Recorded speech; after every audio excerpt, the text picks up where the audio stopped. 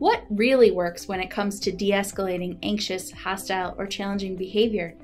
Our free guide, CPI's Top 10 De-Escalation Tips, is filled with effective strategies to help you stay calm and manage your own response so you can handle challenging questions, set limits, and diffuse challenging behaviors before they escalate. To get the guide, enter cpicite.com/EP51 in your browser. That's cpisite.com/EP51, and we'll send you the guide for your trouble. If you're listening on YouTube, just click the free resource link below.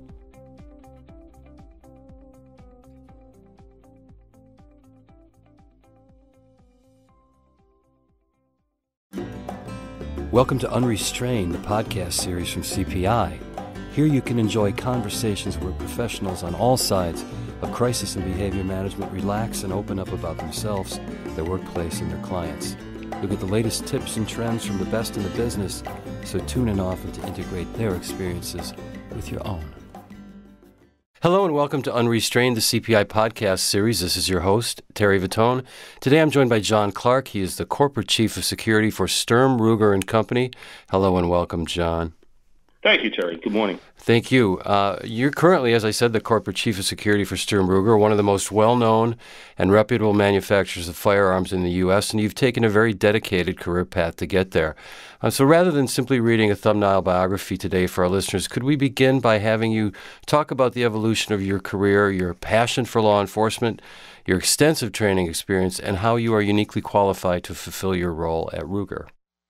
Well, thank you, Terry. I began law enforcement back in 1974 in the city of Concord, New Hampshire. My career continued on through Concord. I went into some management roles there. My initial reason for going there was that the department at that time managed the regional ambulance and rescue service, and I had formerly, prior to becoming a police officer in Concord, had become an EMT and worked locally as a part-time officer up in the Lakes region of New Hampshire. So that attracted me to the department. When I got there, they actually put me in charge of running the ambulance and rescue units and being part of the training and that. I was an EMT at the time. And of course, we've come a long way since then, and nowadays those types of positions are now with our local or regional fire departments. But back then, the EMT was sort of like the paramedic today, as much of a stretch as that might seem. So that started me off there. I spent 13 and a half years in Concord. I was assigned to many different roles, assigned to all the units as a supervisor. 1985 had the privilege of honor of being the security supervisor for the Teacher in Space program. Krista McAuliffe, our renowned teacher in town, was nominated to that program, as you know, through a Teacher in Space event that the Reagan administration pretty much was behind with NASA. And, of course, prior to the tragedy, it was quite an honor. And after the tragedy, spent a lot of time over the next year with the family and brought them through that, hopefully successfully. But with that being said, that involved quite a lot of teamwork, and it was quite an honor to be there. Shortly after that, I went on to the state of New Hampshire. I was recruited by the state of New Hampshire and worked at the police academy, where I retired in 1998 as a bureau chief and captain in charge of specialized training. And my specialties during that time period were training officers in specialized tactics, SWAT, drug enforcement, dealing with special types of situations, which brought CPI into the mix at that point in time, and I'll explain that a little bit more down the road. Great. But with that being said, had quite a interesting and very successful career there. Again, teamwork, worked with a great group of people. The director at that time of police standards and training, a gentleman by the name of Earl Sweeney, went on to be the state assistant commissioner of state police and Department of Safety. He brought in a lot of very skilled people. So I worked with a great group of people and a very great team, and we were renowned, and I think it still is renowned, as one of the best law enforcement training programs in the country for state and local and county agencies. With that being said, in 1998, I retired from there after 27 and a half years in city and state law enforcement, and I moved into the New Hampshire University system as chief of police at Plymouth State University. I was at Plymouth State University for for 9 years. It was an interesting transition. I know there were many of my colleagues, due to my background and my sort of specialized tactical training, that really couldn't believe that this guy would be able to transition into a more liberal business type setting. Fortunately for me, I was able to do that successfully. Again, it wasn't about me. I worked with a great team of people, worked for a very, very successful president and dean of students. We had a lot of transition. If you remember, during that time, we had a lot of riots on the New England side of the country. We had the sports riots. We had a lot of sporting events that involved New England teams, and I think that area of the country at that time, we went through about 10 or 11 different riots, one of which in Boston, a young woman was very, very tragically injured and killed in a riot. So we had about 6 or 7 riots at the university. We came through that without any student injuries, and were able to contain those, and quite frankly, went through the whole events of 9/11. We had 350 students from the New York area that were attending our school at that time, and Florida State University and the team effort, I think, did very well to do that. But it was quite a learning experience. Excuse me, dealing with students and dealing with scholastic administration is at a higher educational level is quite an experience, and you got to be on your toes for it. And so I had a great experience there. Moved on from there into a little small town up in the Lakes region where I was chief of police for several years. The town I was brought up in, Bristol, New Hampshire.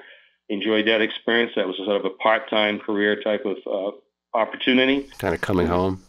Sort of coming home. I must say I don't think you can ever go home. Things have changed a lot Right. in 39, 40 years, and it was a nice experience. As I mentioned, we made some changes. We moved the department head a little bit.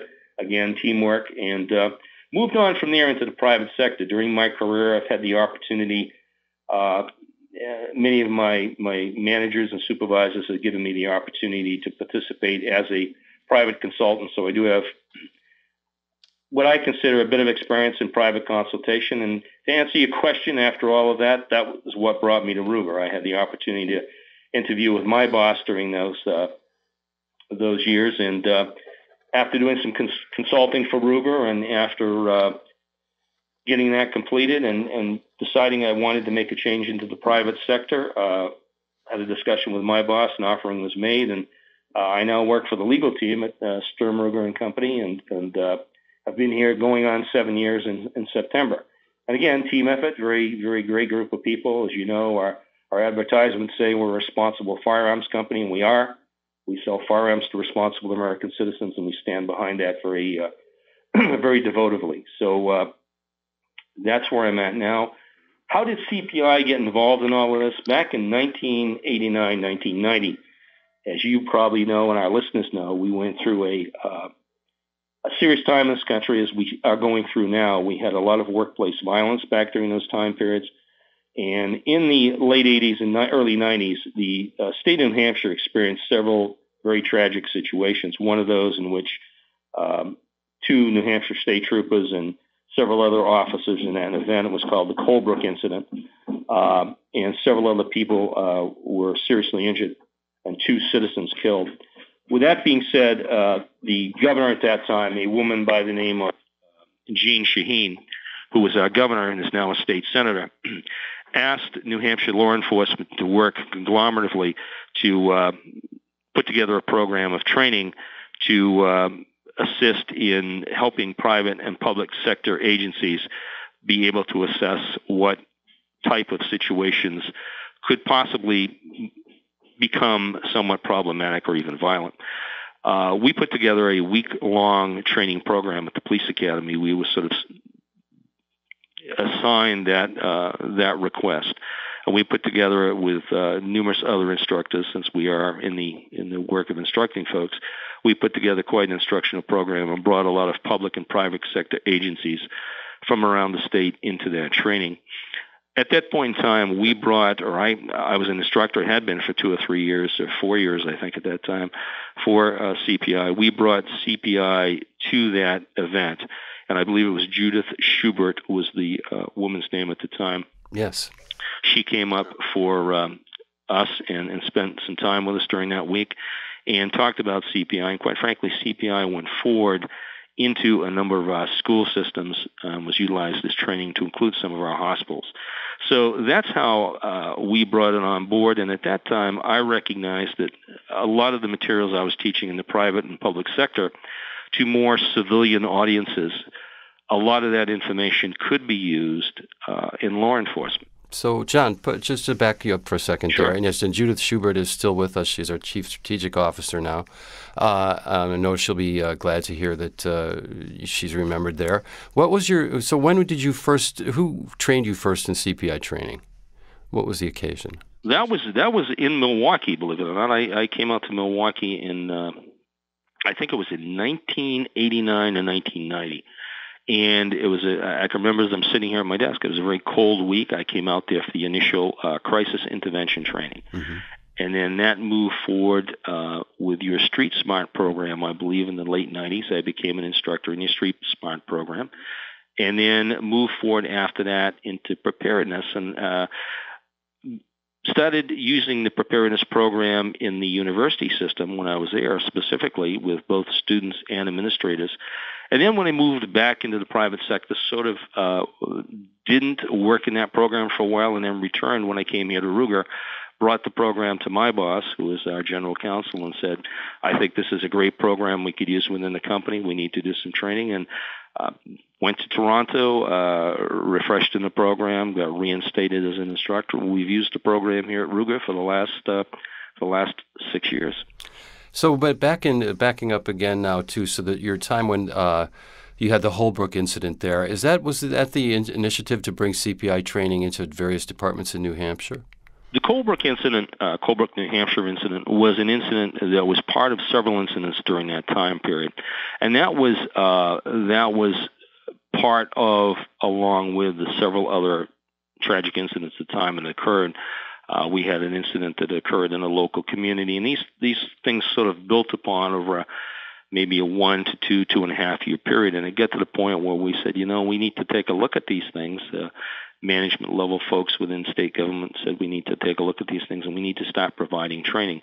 So what that initiative did was provide a catalyst to training, both being led by the New Hampshire Police Standards and Training Council, but that sort of should we say, floated out into other communities and other agencies where they started integrating their own training, which was an excellent opportunity to segment CPI into those efforts because CPI could be brought forward by their own instructors within their agencies. And I know many of those agencies and communities and schools and health institutions went out there and got a lot of their folks certified in CPI instruction. So just for the sake of our audience and for myself as well, I don't recall the Colebrook incident. Could you give a quick sketch of what that was? Yes, it was in the early 90s. It was a situation where a individual, very disgruntled individual, had a lot of problems with the government up in Colebrook, New Hampshire, the local government. At least problems he felt he was having. I'm not sure they were as serious as he perceived them. But with that being said, he one day just something set his trigger off. He was stopped by a New Hampshire state trooper, and he had been having some difficulties with the local government over taxes and just understanding some of the things that people generally need to do as citizens.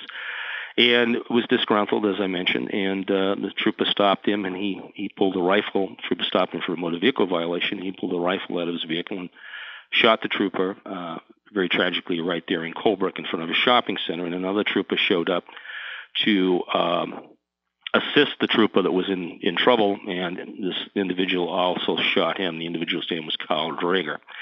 So, again, very tragically, both troopers were shot in that initial onset of the event. Then he went downtown, stole the trooper's vehicle, took the trooper's vehicle from the scene, and went downtown and shot a woman who was a local attorney and select board member.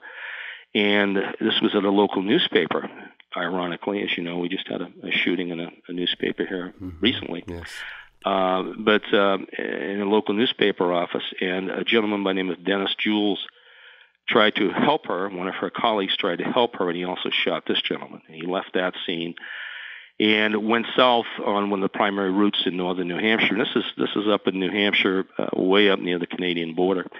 And he went south for several miles and was spotted again by a New Hampshire Fish and Game officer who was we have law enforcement fish and game officers that deal with wildlife enforcement in the state. And he saw him and tried to stop the individual, and the individual set up an ambush. And as the officer came around the corner, he shot the officer at a distance. The officer was trying to get back. I mean, he saw him and pulled up his rifle and shot him. The bullet, ironically, hit the officer's badge, and the badge saved the officer's life. Wow. That conservation officer has just recently retired. He has been in his career for a number of years and a very honorable person and did his job that day and just recently retired from that agency. Drager continued on until he went into the woods on the New Hampshire-Vermont border, parked the cruiser in the woods, set it up in an ambush situation, and a team of officers went into the woods, New Hampshire State Troopers and Border Patrol, and encountered him in the woods with a canine. He shot at them. They shot back. They took his life, but in that confrontation, he shot two other officers, a Border Patrol officer and a New Hampshire State Trooper. So it was quite a tragic day. It was quite a horrendous day for the North Country. It was not the event that brought CPI on board, should we say, but it was the event that we needed to start looking for tools, and we needed to start looking for things to help people understand human behavior much better than what maybe was being understood or what was being identified.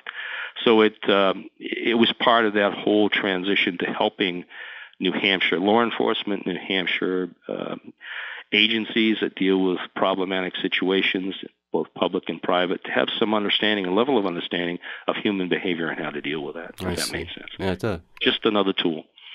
So you then go on to facilitate CPI training for over 1,500 people, and I know you were key in bringing CPI to several New Hampshire police departments, and I'm wondering if you could tell that story and then talk about maybe the fundamental elements of CPI training that you felt were critical skills that officers maybe weren't receiving in their academy training. Well, every law enforcement agency in this country has to go through, specifically for force-on-force or response to resistance or force continuum, or in their firearms training or tactical training, they are required to go through some level of training each year. And it depends on how many hours the state requires their law enforcement agencies to do that. In New Hampshire, we are required to go through at least a 4-hour class on response to resistance or use of force every year, and that's an examination of our state law, examination of scenario-based training, examination of our participation in dialogue and discussion of the law and use of force, recent events, scenarios, situations that have occurred across the country. It can be quite extensive, and it's a very intense class. When we look at it, we still go back and look at, however, the force continuum, and that's basically how does a police officer respond when he or she shows up at an event. And, 60 to 80% of the, or even more in percentage, probably 90% of the police encounters or police events in this country, when they're dealing with the general public, do not require them to go above and beyond officer presence. I mean, officer presence is pretty much what police officers deal with every day with the general public, and that's showing up in a situation, having conversation, having dialogue and discussion, identifying a problem, identifying how they can help, and dealing with that issue. Now, in some cases, when officers have to arrest, it might go up to another level on the force continuum where they have to put handcuffs on somebody, or they have to use some level of escort, or maybe some level of very light physical force to put the person against a police cruiser, if there's some level of light resistance or some level where some type of physical interaction takes place. That's pretty much where it's at. But a lot of that can be controlled by dialogue. The other flip side of that is when you show up at an event and the person isn't having dialogue with you, or they're having dialogue but it might seem bizarre, is identifying what exactly is going on. Where is that person? And it goes right back to, when I say where is that person, where is that individual in the sort of integrated experience that you've now been thrust into.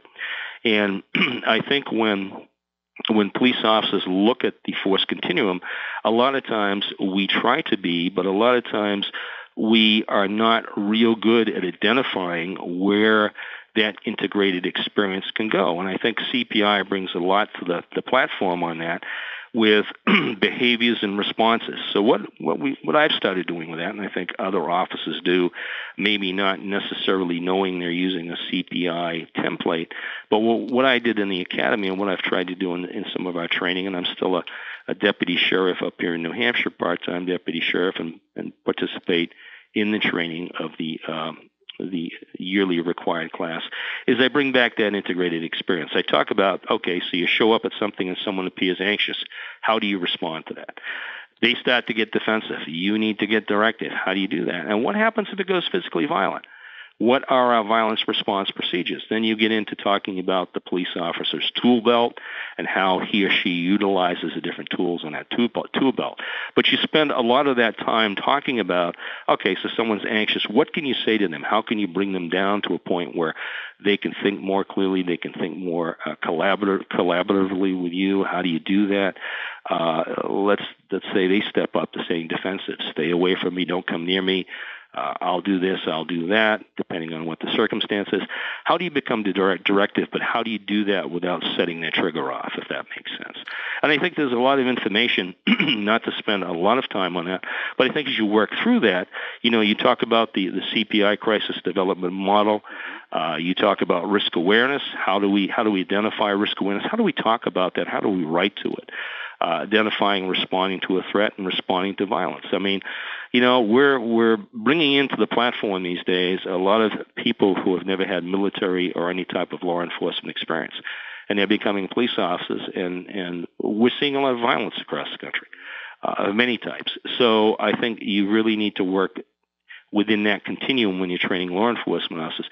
Not just say this is officer presence, you show up and try and control the scene, but you give them tools, dialogue of tools. I mean, there are other platforms other than CPI you can use, but I personally just feel CPI has been effective for me in training that, and quite frankly, I've used it myself. So you brought really the crisis development model into officers' training program in a way that they could learn verbal de-escalation skills that their academy training wasn't providing for them.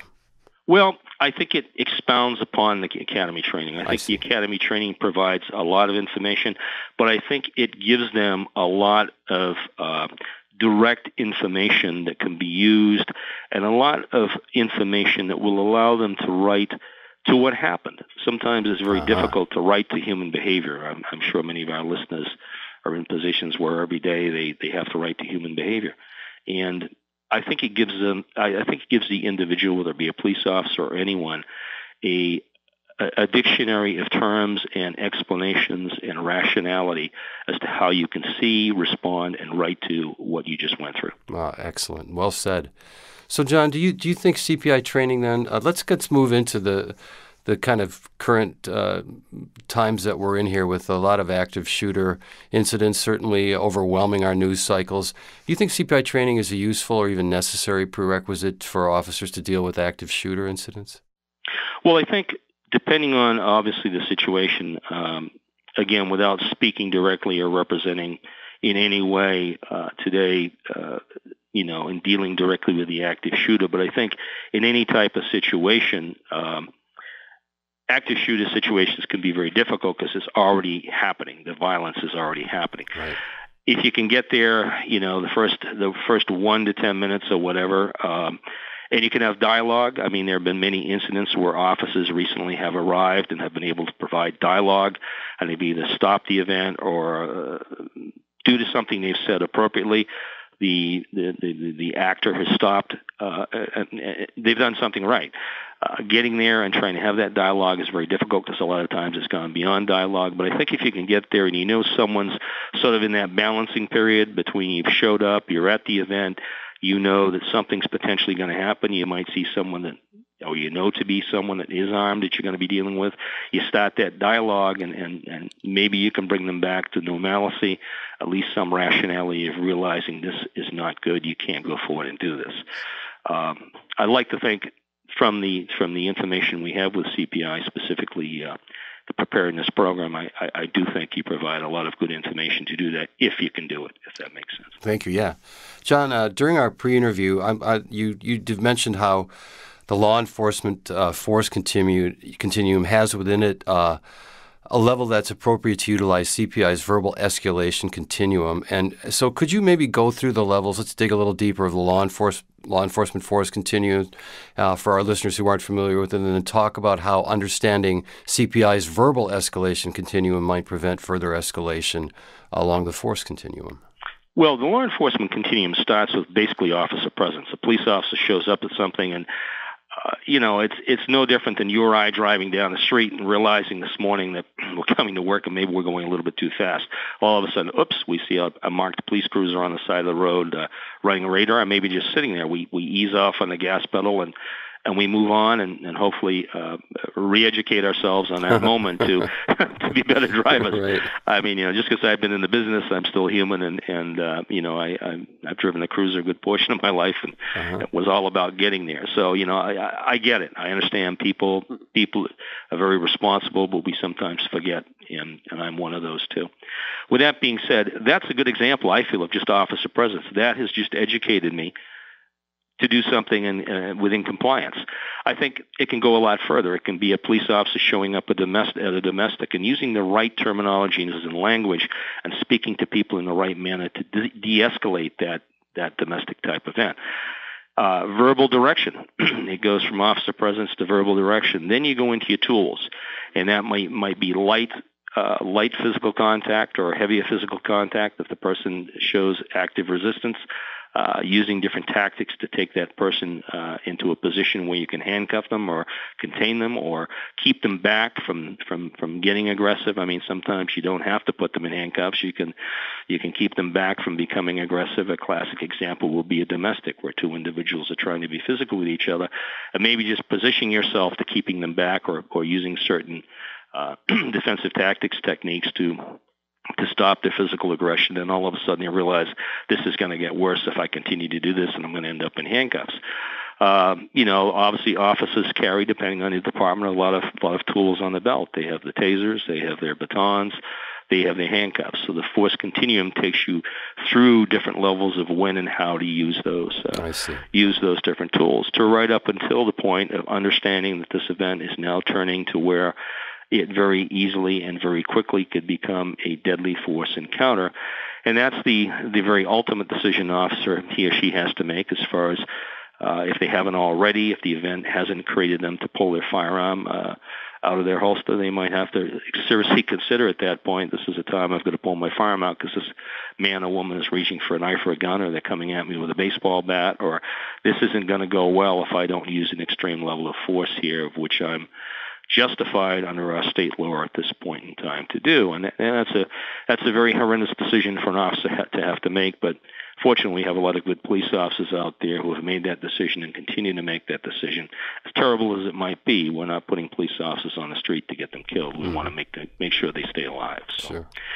And explaining the CPI, at least verbal part of the force continuum, using the integrated experience and a number of the different opportunities that you can use your verbal tactics through that process. I think the integrated experience is very important.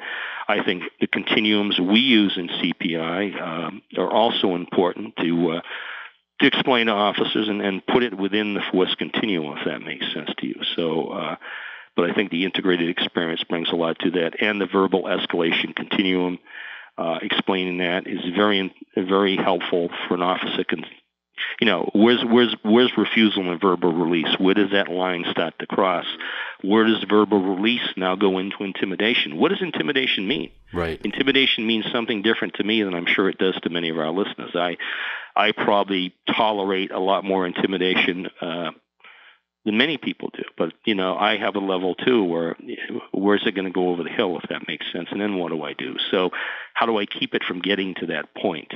And I think there's a lot of discussion there when you use those two models, the defensive behavior model, directed response, and the integrated experience, you can put that into that office of presence and verbal direction, and have a lot of conversation, a lot of good conversation with that. So in your experience, John, do you find that you spoke to your own level of intimidation really being more expansive than a lot of the public's might be, because you're saying to me that, listen, if I'm confronted by somebody who's exhibiting aggressive behavior, I know how to manage that better than maybe John Q. Public would out on the street. Do you find that expertise, if you will, is starting to be more present in law enforcement as you know it than it was 10 or 20 years ago? Well, I think I was thinking about this morning, in fact, sort of pre-thinking our discussion here today. I think we've seen a lot of culturalistic change in this country in law enforcement since I came on in 1974. And quite frankly, as a manager, I had to change my way of thinking in the 80s and 90s. We started seeing the X and Y generation. We now have millennium generation police officers on the street. Many of them have been quite frankly, many of our police officers we're now starting to see have been in previous military situations, but a lot of them have not. A lot of them have come out of college and universities into the profession. So you've got different levels within that culture. And I think intimidation is what it is. I think when I use the term expert, I would never consider myself, and I say this in many of my teachings, I never consider myself an expert, because when we start becoming experts, we start getting people hurt. We always have to think of consistently learning and consistently learning ourselves. And quite frankly, I've learned a lot from our current generation. I think millenniums bring a lot to the situation, but it's a different way of teaching. I think scenario-based training is very important. As you know, in CPI training, you use a lot of scenario-based training within the training groups that we have. And I think putting police officers through that, specifically that first onset of the continuum.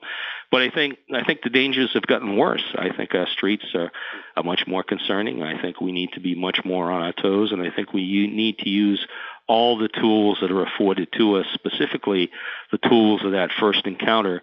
How do I communicate with this person? How do I bring this person back to reality? How do I bring normalcy to this situation? How do I deal with this?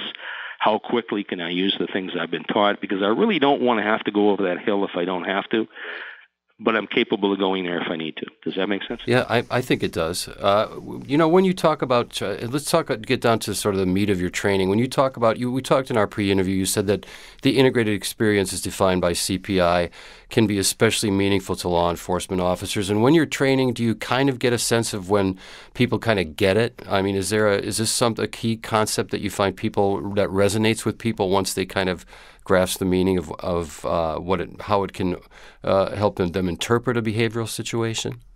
I do. I think if you're good at explaining and teaching it, and taking your own experiences and saying, this is where I could have done this better. This is where I made a mistake. I mean, I don't think there's an experienced police officer out there on the street is ever going to say to you, everything I've done right. Because I'll be very frank with you. I wish in 1974 to 1989, I had the skills I carried with me after going through the CPI course and putting those into practice, and wish I had the skills I carry with me today. It would have made my early onset of my career a lot easier.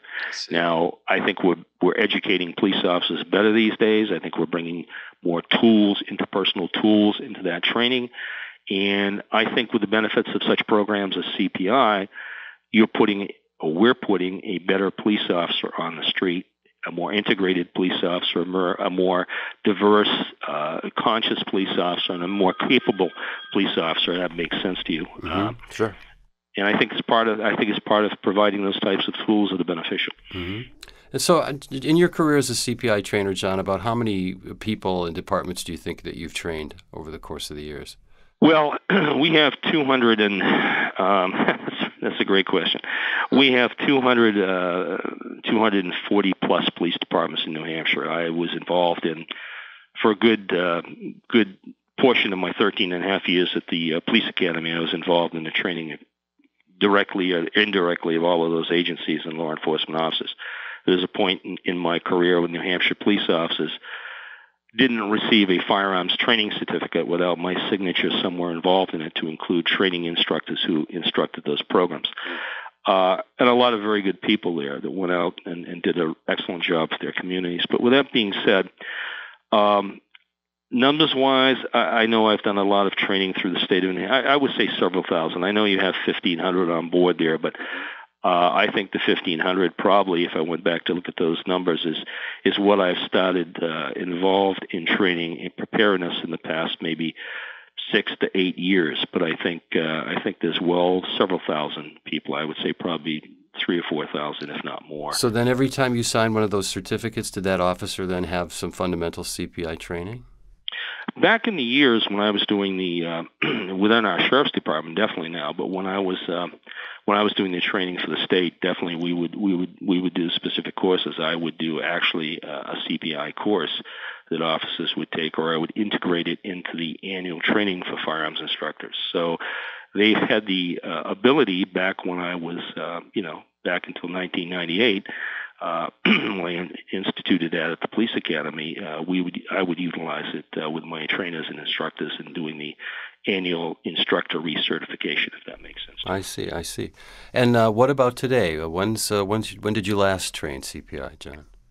I trained CPI earlier this year. We use it within Ruger. We train a lot of our safety and security officers. I did a security officer training course down in North Carolina back in, I believe it's back in January. But we try to train our new security officers with the response to violence, effective policies and procedures, and situational applications. And we do a lot of that training with our staff. We have safety folks in each of our location, safety staff, and we train those individuals with that, our associates with that. And sometimes we just put it out there for supervisors within our Ruger University. Ruger has a university contained within a certifiable scholastic university that we partner with. That we do training in that manner too, and we make it part of our university platform too. So do it quite extensively across the company, and as I mentioned, continue to do it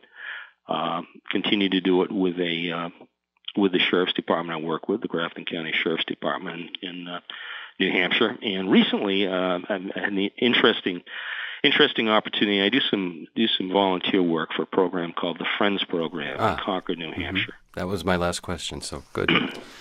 And just to follow up on that a little bit, wanted to bring something to them. I don't have the time. They have a program where you have a big brother, big sister type program for kids, or they even deal with a big population in New Hampshire of senior citizens. So you can partner and assist with senior citizens, or the seniors help in different partnering programs in schools and that type of thing.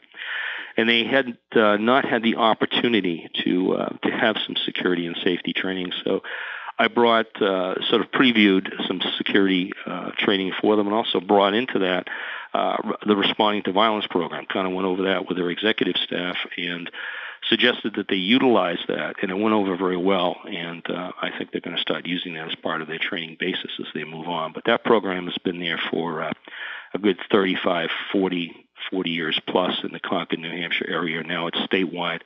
Works with the schools and, as I mentioned, the senior citizen communities and different levels of need. And so it went over very effectively. Excellent, John. Well, the last question today then, what keeps you going at it after so many years? I mean, when you wake up in the morning, what lights your fire to go out and do your job?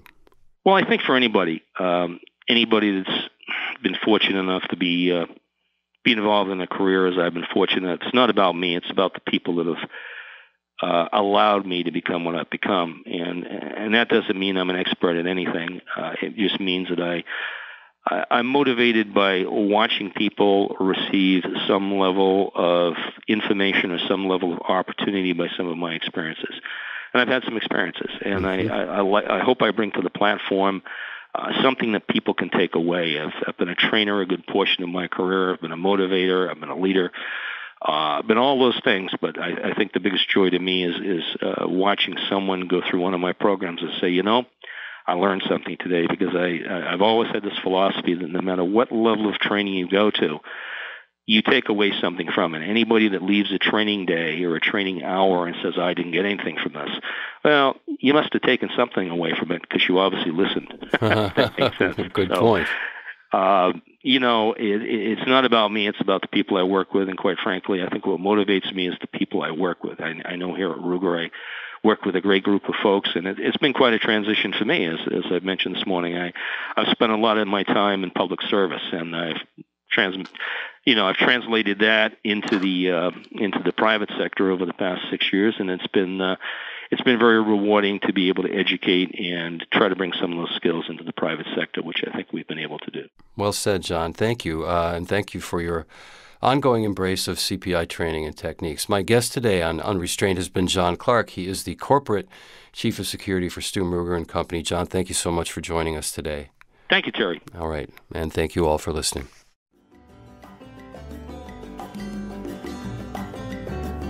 Thank you for joining us today on Unrestrained. Tune in again soon for another interview with an expert in behavior management. Until then, this is your host, Terry Vittone, hoping your intention is prevention.